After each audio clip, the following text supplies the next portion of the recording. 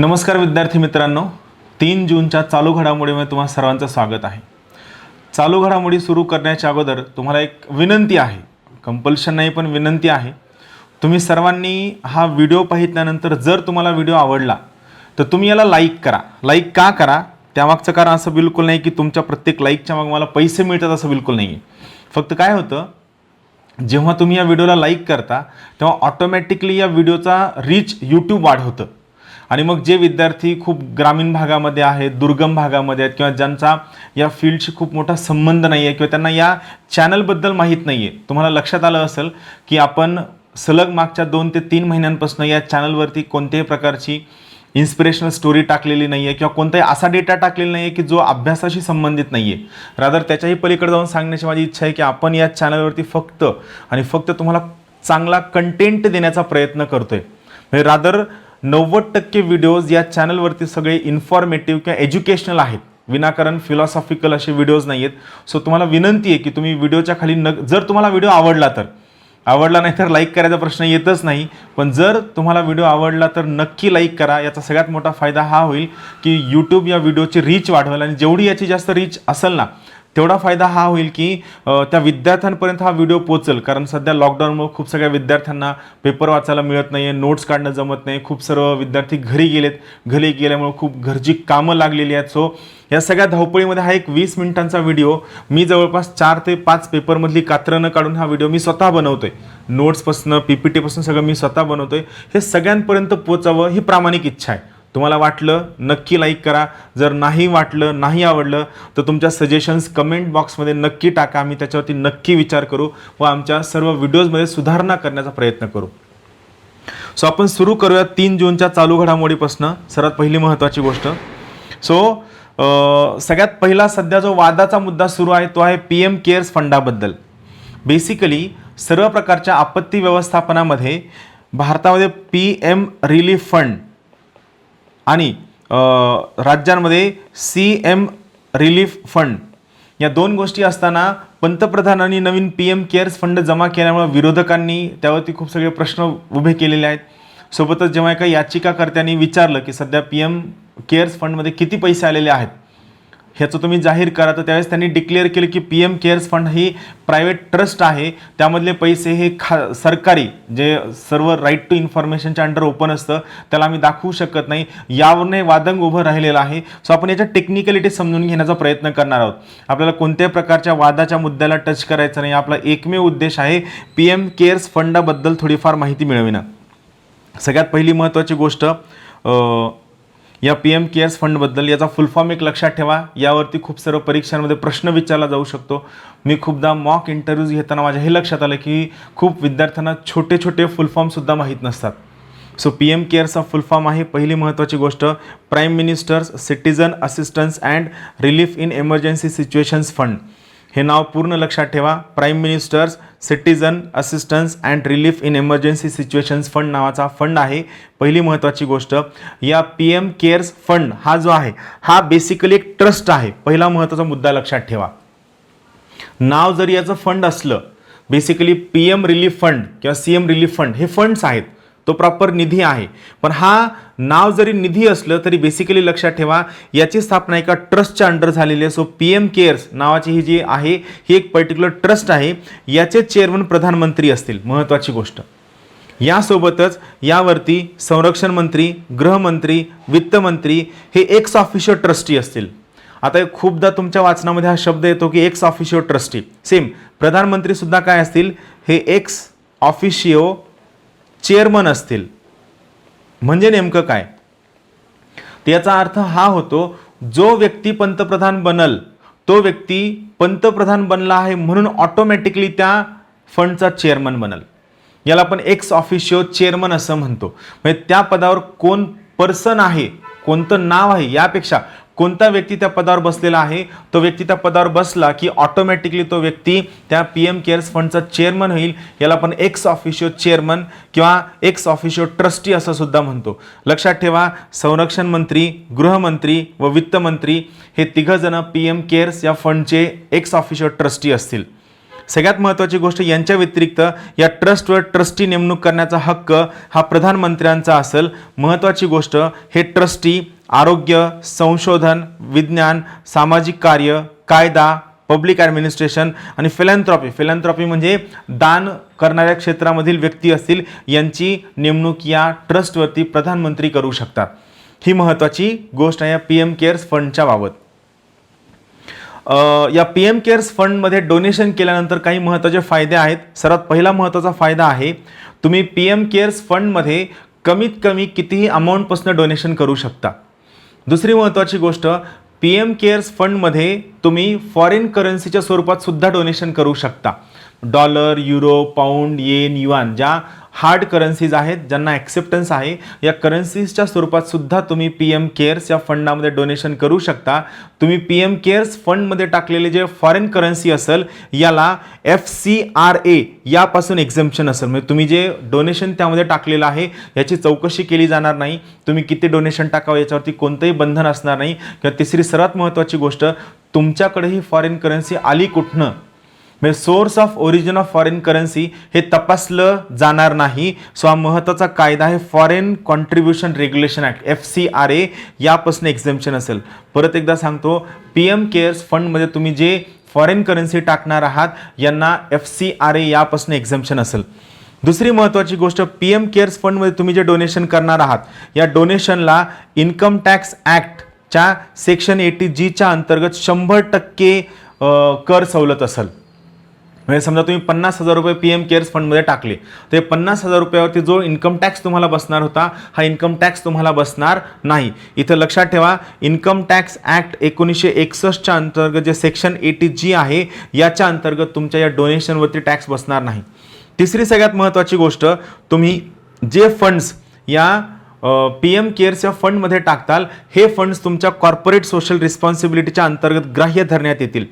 लक्षात ठेवा, प्रत्येक कंपनीला कंपनीज ॲक्ट 2013 नुसार त्या कंपनीने कमावलेल्या प्रॉफिटपैकी काही amount he as a corporate social responsibility म्हणून खर्च करायची असते. सो इथं महत्त्वाची गोष्ट ही आहे की तुम्ही एखाद्या कंपनीनं जर स्वतःच्या प्रॉफिटपैकी काही पैसे हे PM केअर्स फंडमध्ये टाकले, तर त्या कंपनीला कॉर्पोरेट सोशल रिस्पॉन्सिबिलिटीच्या अंतर्गत तेवढे पैसे खर्च करण्याची गरज पडणार नाही.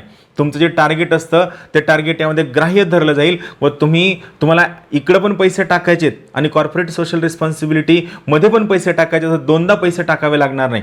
तुम्ही जर कॉर्पोरेट सोशल रिस्पॉन्सिबिलिटीचं सर्वच्या सर्व टार्गेट PM केअर्स फंडमध्ये टाकलं, तर तुम्हाला CSRमध्ये पैसे टाकण्याची गरज पडणार नाही. लक्षात ठेवा, नाव आहे companies act 2013, corporate social responsibility महत्त्वाचा मुद्दा आहे. त्यानंतर पुढचं महत्त्वाचं, हे न्यूज नाही आहे, बेसिकली शिवाजी महाराजांच्या शिवराज्याभिषेकाला 346 वर्ष पूर्ण होत आहेत. तर याबद्दल शिवाजी महाराजांचं राजकारण, समाजकारण यामध्ये अर्थकारण कसं निगडीत होतं याबद्दल हे खूप छान सुंदर लेख आहे. लक्षात ठेवा, हा लेख सुभाष देसाई यांनी लिहिलेला आहे, जे महाराष्ट्राचे उद्योगमंत्री आहेत.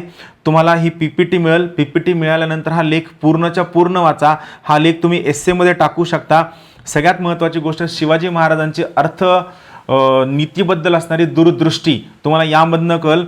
या आर्टिकलमध्ये शिवाजी महाराजांनी खूप सर्व गोष्टी, सर्व उपाययोजना ज्या अर्थव्यवस्थेला चालना देण्यासाठी केलेल्या आहेत, त्याचा मुख्य उद्देश हा स्वराज्याचे रूपांतर सुराज्यामध्ये करण्याचा जो प्रयत्न त्यांनी केला आहे त्याबद्दल सांगितलेला आहे. एक हिंट देतो, या पूर्ण आर्टिकलमध्ये शिवाजी महाराजांच्या प्रत्येक नीती ही शेती कर्जासाठी कशी पूरक होती, कर्जमाफीबद्दल सुद्धा शिवाजी महाराजांनी सांगितलेलं आहे. सोबत आता जे काल PM स्वनिधी सुरू केलेला आहे की ज्यामध्ये फेरीवाल्यांना 10,000 रुपयांचं खेळतं भांडवल दिलं जाईल. जवळपास 50 लाख फेरीवाले आहेत. तर त्याच प्रकारचं शिवाजी महाराजांच्या काळामध्ये सुद्धा जर एखाद्या व्यक्तीकडं कॅपॅसिटी आहे की तो शेती करू शकतो, पण त्याला बी घेण्यासाठी पैसे नाही आहेत किंवा जलसंधारणाबद्दल पैसे नाही, तर त्यासाठी त्याला खेळतं भांडवल देण्याबद्दल सुद्धा शिवाजी महाराजांनी सूतवाच केलेला आहे. व्यापारी पेठा बसविणं, त्यानंतर कर माफ करणं, लक्षात ठेवा, टॅक्समध्ये कन्सेशन देणं, इन्फ्रास्ट्रक्चर उभारणं. तुम्हाला लक्षात असेल शिवाजी महाराजांचे दोन सर्वात महत्त्वाचे अभेद किल्ले, एक राजगड आणि दुसरं रायगड. या राजगड आणि रायगडचं सामरिक व संरक्षणाच्या दृष्टीनं महत्त्व तर होतंच, पण त्यापेक्षा महत्त्व होतं ते अर्थकारणाच्या दृष्टीनं, जेणेकरून कोकणामधनं, गोव्याच्या बाजूनं व दुसऱ्या परराज्यांमधनं येणारे जे व्यापारी आहेत यांना इकडे येताना यांच्यावरती गडकोट किल्ल्यांवरनं लक्ष ठेवता येईल, सोबत त्यांच्याकडनं जकात व इतर कर वसूल करता येतील. या सोयीनं रायगड व राजगड या गडकोट व किल्ल्यांचं महत्त्व आहे. सोबत त्यांनी आपल्या व्यापाराला संरक्षण मिळावं यासाठी सुरतमध्ये केलेली वसुली असेल किंवा इतर ठिकाणी केलेली वसुली असेल, या सर्वांचा खर्च रस्ते बसविणं, व्यापार पेठा बसविणं, गडकोट किल्ल्यांचं संरक्षण करणं, जेणेकरून व्यापाराच्या संरक्षणासाठी खूप मोठ्या प्रमाणात फायदा होईल त्यांनी सांगितलं आहे. सोबत व्यापारी हद्दींचं संरक्षण करणं आणि सगळ्यात महत्त्वाचं त्यांचं कॉन्ट्रीब्युशन आहे ते आहे जलसंधारणाबाबत. शिवाजी महाराजांनी खेड शिवापूर जवळच्या येस पाटलाला सांगितलं होतं की मी स्वारी करून परत येईपर्यंत तुम्ही हा खडक फोडावा व जलसंधारणाच्या सोयी कराव्या. सोयी दूरदृष्टी असणारे शिवाजी महाराज होते की ज्यांनी स्वतः या सर्व मोठ्या पद्धतीनं या सगळ्या गोष्टींची अंमलबजावणी कशी केली जाईल यावर खूप छान पद्धतीनं हा लेख लिहिला आहे. मी सर्वांना सुचवल की हा लेख तुम्ही न चुकता वाचा. हे लेख PDF मध्ये सुद्धा अवेलेबल आहे व तुम्हाला मिळणारा PPT मध्ये सुद्धा हा लेख मिळेल व तुम्ही हा लेख नक्की शेअर करा. तुम्हाला स्वतःला अंदाज येईल की आपण किती दूरदृष्टीनं विचार करू शकतो. त्यानंतरची पुढची महत्त्वाची न्यूज आहे ती आहे सायन्स अँड टेक्नॉलॉजीमधली. सगळ्यात महत्त्वाची गोष्ट, पुण्यातील नारायणगाव जवळ असणाऱ्या जुन्नर या ठिकाणच्या खोडद या ठिकाणी असणाऱ्या GMRT giant metrewave radio telescope या टेलिस्कोपनं सूर्याच्या चुंबकीय विस्फोटाचं चित्र रेखाटलेलं आहे. त्यांनी हे चित्र लक्ष देऊन त्यांनी कॅच केलेलं आहे. तुम्हाला माहीत असेल सूर्याचं जवळपास स्वतःचं टेम्परेचर हे 6000 डिग्री सेंटीग्रेड असतं, पण सूर्याच्या बाजूचे जे गॅसेसचं आवरण आहे या गॅसेसचं आवरणचं टेम्परेचर कधीकधी जवळपास 20 लाख डिग्री सेंटीग्रेडच्या आसपासही जाऊ शकतं. मग या सूर्यावर जे कंटिन्युअस लहरी येत असतात त्यांना सोलार फ्लेअर्स असं म्हणतो. सोलार फ्लेअर्स हा शब्द लक्षात ठेवा. तर हे जे सोलार फ्लेअर्स आहे या सोलार फ्लेअर्सच्या माध्यमातून ज्या सगळ्या सोलार फ्लेअर्स येतात यामधनं सूर्याच्या बाजूचा सगळा भाग असा चकाकतो व त्यामधनं एनर्जी बाहेर पडते. याचं चित्रण या चुंबकीय विस्फोटाचा शोध या खोडदच्या जायंट मीटरवेव्ह रेडिओ टेलिस्कोपनं शोध लावलेला आहे. यामध्ये दोन या शास्त्रज्ञ ज्यांनी मदत केली यांची नावं महत्त्वाची आहेत.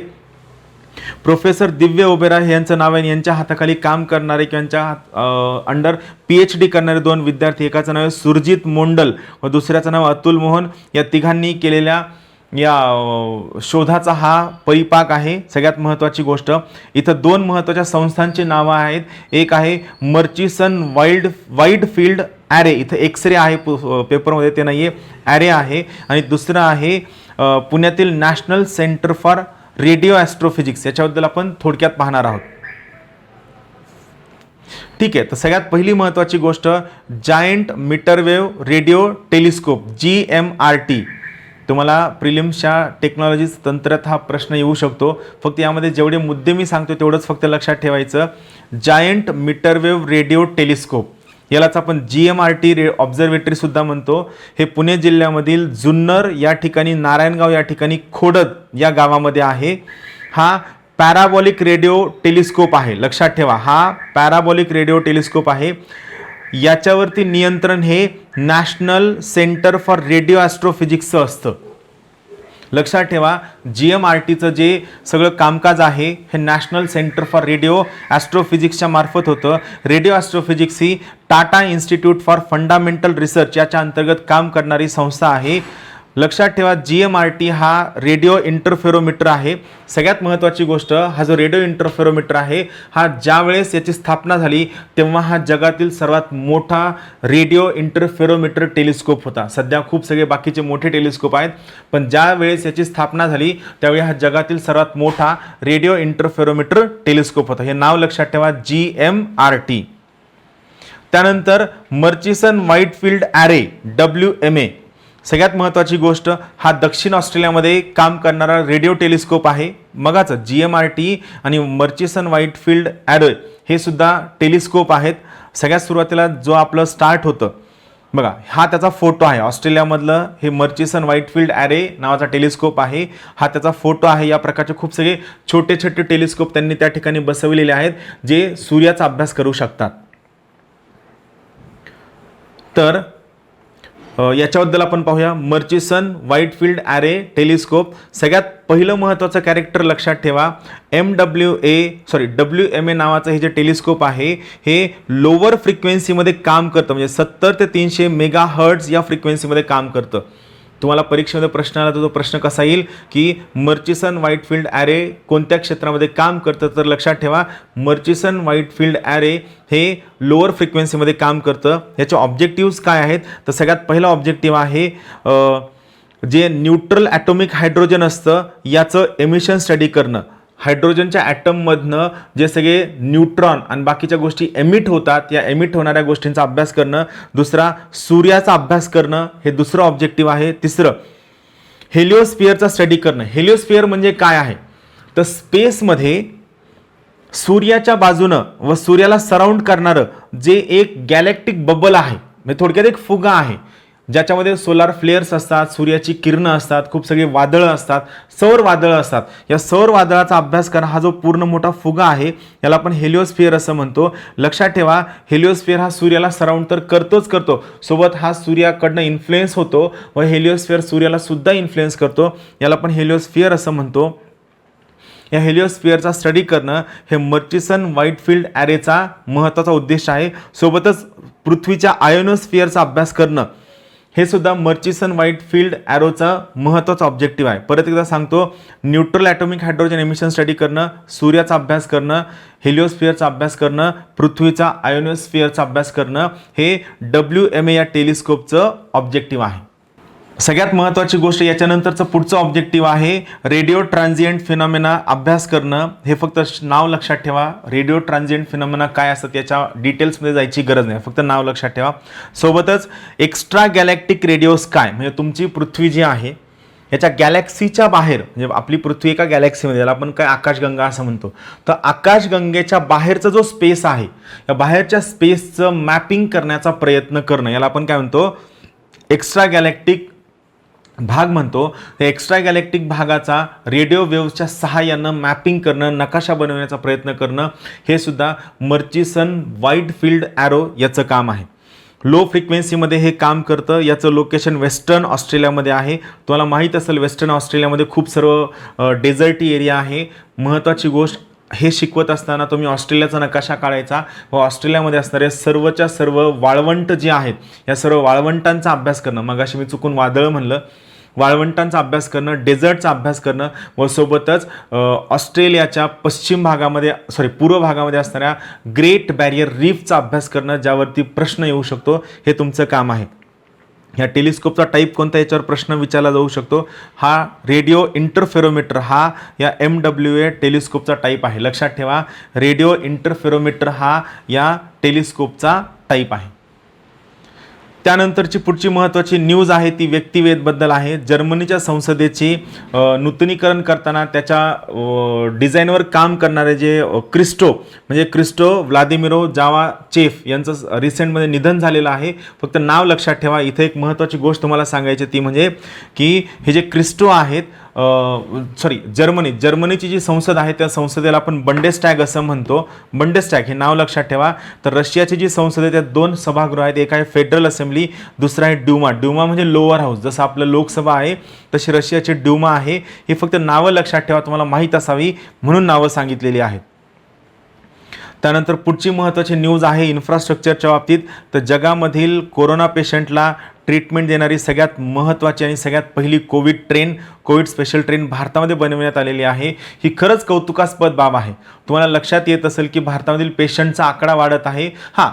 दुसरी एक रिलीफची गोष्ट ही आहे की भारतामधील पॉझिटिव्ह पेशंटचा किंवा डिस्चार्ज मिळणाऱ्या पेशंटचा आकडासुद्धा वाढत आहे. पण असं असतानाही आपलं भारत सरकार कोणत्याही प्रमाणामध्ये कुठेही पेशंटची रिकव्हरी करताना कमी पडत नाही आहे व इन्फ्रास्ट्रक्चर उभारण्यावर खूप मोठा प्रयत्न करत आहे. तर इन्फ्रास्ट्रक्चर उभारण्यामधलं एक सगळ्यात महत्त्वाचा भाग म्हणजे काय, तर आपण भारतातल्या खूप सगळ्या ट्रेन्सच्या डब्यांना विलगीकरण कक्ष असेल, ट्रीटमेंट कक्ष असेल, टेस्टिंग कक्ष असेल, यामध्ये परावर्तित करत आहोत. आणि आणखीन एक मोठा फायदा हा होऊ शकतो की या ट्रेनच्या डब्यांना आपण रिमोट लोकेशनमध्ये सुद्धा घेऊन जाऊ शकतो, ज्या ठिकाणी मेडिकल फॅसिलिटी देणं रिलेटिव्हली डिफिकल्ट असू शकतं.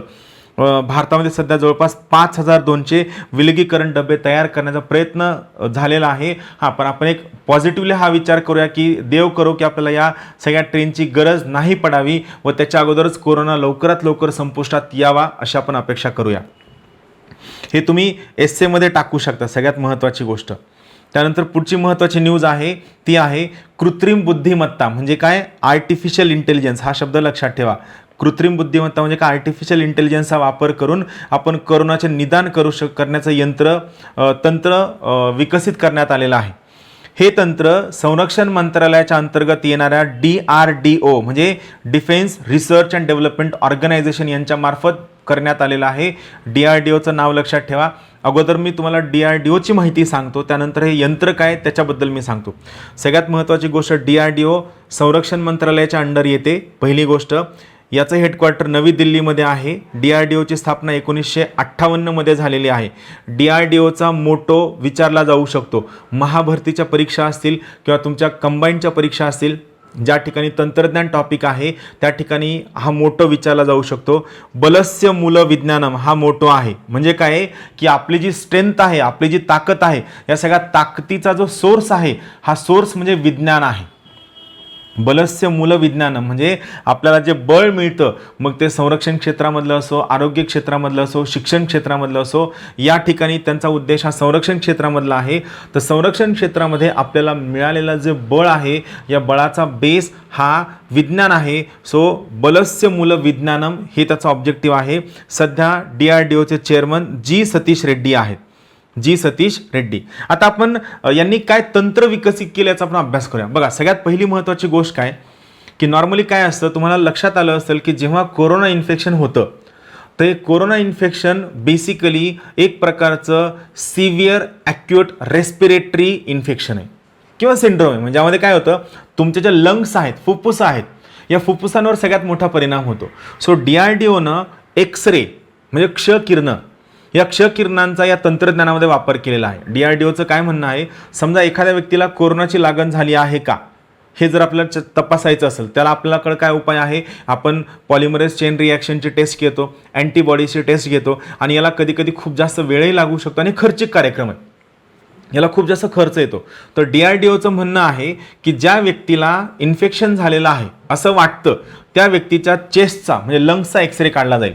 आणि मग या लंग्सचा एक्सरे काढल्यानंतर त्यामध्ये इन्फेक्शन झालेल्या व्यक्तीचे जे लंग्स आहेत त्यामध्ये काय ॲनोमलीज, काय गुंतागुंती दिसतात, त्या गुंतागुंती एक्सरेमध्ये दिसू शकतात का, याचं डिटेक्ट करणारी ही यंत्रणा आहे. की इन्फेक्शन झालेल्या व्यक्तीचा एक्सरे आणि या ज्याला इन्फेक्शन झालं असं वाटतंय त्या व्यक्तीचा एक्सरे, चेस्टचा एक्सरे, या दोन्हीचं तपासणी केली जाईल, त्याचं ॲनालिसिस केलं जाईल. आणि ॲनालिसिस केल्यानंतर त्याच्या शेवटी हे ठरविण्यात येईल की या व्यक्तीला लंग्सचं इन्फेक्शन झालं जे कोरोनाचं आहे. सो हे तंत्र आहे. लक्षात ठेवा, आर्टिफिशियल इंटेलिजन्स म्हणजे तुमच्या पूर्णतः इन्फॉर्मेशन अँड कम्युनिकेशन टेक्नॉलॉजीचा वापर करून या प्रकारचं तंत्र विकसित केल्यामुळं आपण त्या व्यक्तीला कोरोना झाल्याची चाचणी खूप पटकन करून त्याच्यावर आपण लवकरात लवकर उपाययोजना करू शकतो. यासोबतच तुमच्या लक्षात आलं असेल की सध्या आपण खूप मोठ्या प्रमाणामध्ये सर्व ठिकाणांच्या निर्जंतुकीकरणावर वर्क करतोय.